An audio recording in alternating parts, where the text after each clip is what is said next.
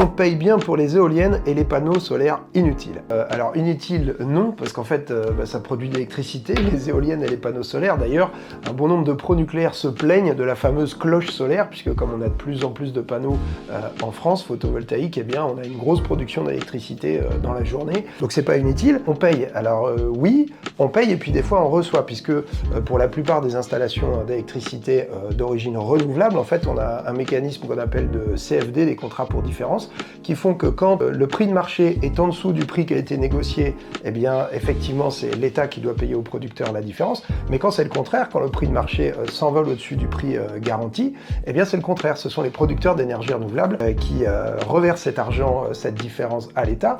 Et on était bien content, en fait, que ça se trouve, en particulier en 2022-2023, quand le parc nucléaire a été confronté au problème de la corrosion sous contrainte, qui fait que quasiment la moitié des réacteurs ont été mis à l'arrêt et que les prix se sont envolés. Et puis j'en profite pour parler de cette fake news qui a été lancée par l'extrême droite et qui nous dit que dans les années qui viennent, eh bien, il va falloir débourser 300 milliards pour les énergies renouvelables. Alors, méga fake news, dans ces 300 milliards, en vérité, il y a 100 milliards, c'est les investissements de RTE, le réseau de transport d'électricité. Il y en a une partie, c'est pour renforcer le réseau, parce qu'il y a un projet de faire des nouveaux réacteurs nucléaires, donc il faut aussi renforcer le réseau à haute et à très haute tension. Et puis, il y en a une partie, de toute façon, c'est pour adapter le réseau au changement climatique et à une France à plus 4 degrés d'ici la fin du siècle. Il y a aussi 100 milliards de Enedis. C'est pareil, il doit adapter son réseau au changement climatique, il doit le renforcer. Et puis les 100 milliards qui restent, c'est vrai, c'est le comité de gestion des charges de service public de l'énergie qui dit qu'il faudrait soutenir à hauteur de 100 milliards les énergies renouvelables dans